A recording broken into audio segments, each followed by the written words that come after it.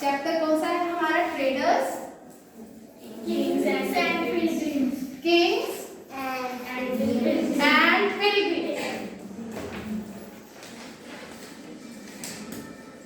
Now can we tell me traders, who are known as traders?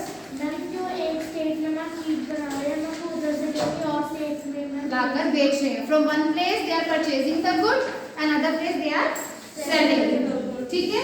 Kings हम पढ़ेंगे those who control the trade and trade route. Then pilgrims those who undertake the journeys to visit any holy place. जैसे हम भी जाते हैं, we also offer some religious journeys. ठीक है, तो उसके बारे में हम पढ़ेंगे। अब मेन चीज आती है, how do we come to know about कि in Asian time there was a trade, there was trade. कैसे पता लगता है? Through evidences. आर्कियोलॉजिस्ट को एविडेंसेस मिलते हैं, प्रूफ मिलते हैं। ठीक है, तो हमें कैसे पता लगा कि पहले के टाइम में जो इंडिया है वहाँ वो विद इन अ कंट्री भी ट्रेड करता था और आउटसाइड द इंडिया भी ट्रेड होता था। तो फर्स्ट एविडेंस हमारा आ जाता है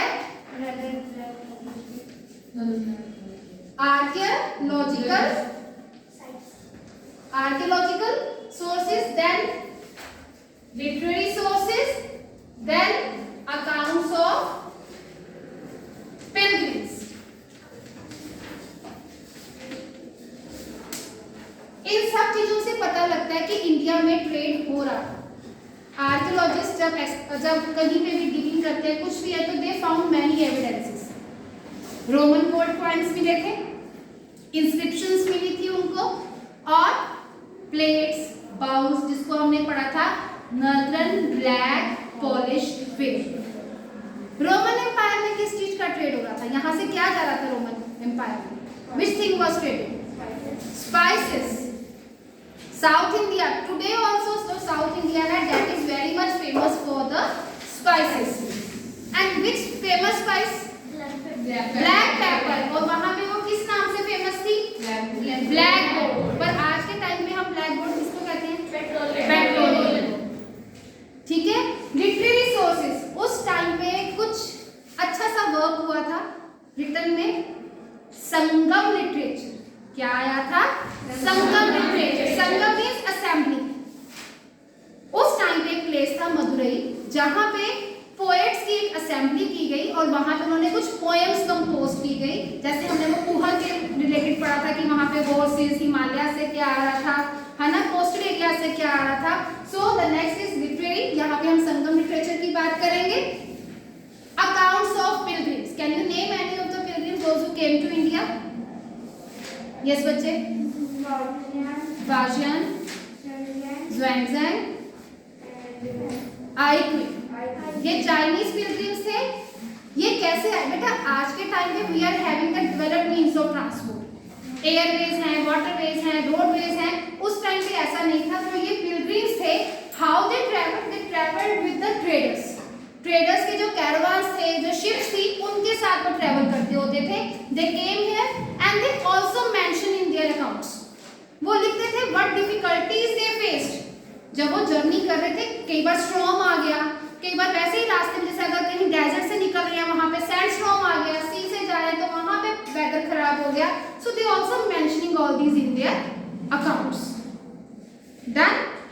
उसके बाद हमने पढ़ा कि साउथ में, जैसे हमारे यहाँ मौर्यन एम्पायर था नॉर्थ में, तो साउथ में भी कुछ छोटे छोटे किंगडम्स फ्लरिश हो रहे थे। कुछ न्यू किंगडम्स थे, वो थे the Cholas, the Cheras and Pandyas. अब संगम लिटरेचर में इनके रूलिंग चीफ को एक नाम दिया गया था। वन टर्म वाज गिवन, मूवेंद्र। मूवेंद्र तमिल वर्ड था which means the chief of these three ruling families। और इन तीनों किंगडम्स में, इन तीनों रूलिंग फैमिलीज के दो दो पावर के सेंटर थे। चोलास के दो, चेरास के भी, पांड्यास के। Two power centres, one is inland, other is port. तो कितने हो गए टोटल? 2 + 2 + 2 कितने? 6। Out of these 6, 2 are very important. One is Madurai, other is Kaveri Pattanam और पुहर। 6 पता है कैसे हुए? 3 500। इनके पावर सेंटर्स कितने थे हर इनके 2। इनलैंड जो विद इन लैंड एरिया में थे, पोर्ट टाउन जो सी कोस्ट के साथ जो पोर्ट था, ठीक है। 2 + 2 + 2 6 में से सबसे इंपॉर्टेंट 2 कवेरीपट्टनम एंड मदुरई। मदुरई वैसे भी फेमस था जहां पे संगम लिटरेचर का कंपोज किया गया। इसके साथ कुछ न्यू रूलर्स आए, कुछ और वेस्टर्न की साइड पे न्यू डायनेस्टी फॉर्म हुई, सतवाहनास। वेस्टर्न इंडिया, इस तरफ कहीं पे सतवाहनास, वेस्ट इंडिया। इनका जो इंपॉर्टेंट रूलर था दैट वाज गौतमी पुत्र श्री सतकर्णी, और इसके नेम में इसकी मदर का नेम भी है, गौतमी पुत्र, गौतमी के पुत्र। तो his mother name was Gautami Balashri. And these Satavahanas rulers were also known as lords of Dakshinapatha. यहाँ पे ये रूल कर रहे हैं और इन्हीं के किंगडम से होते हुए जो रास्ता था वो साउथ की तरफ जाता था, दक्षिण का मतलब साउथ। तो दे वर कंट्रोलिंग दैट रूट, तो उसके लिए इनको, इन सतवाहना रूलर्स को और क्या कहा गया, लॉर्ड्स ऑफ दक्षिणपथ, कि दे वर कंट्रोलिंग दिस रूट, ठीक है। अब इसके बाद एक नया चीज का ट्रेड हुआ, दैट वाज सिल्क, और जिस रास्ते से सिल्क को लाया गया दैट वाज सिल्क रूट। दोनों तरह से था, लैंड आल्सो, सी। अब ट्रेडर्स कोई भी रूट ले सकते थे, लैंड रूट भी और सी रूट भी, and they face so many difficulties. Mountains हैं, डेजर्ट्स हैं, सी स्टॉर्म आ रही हैं या सैंड स्टॉर्म्स आ रहे हैं, they face lot of problem.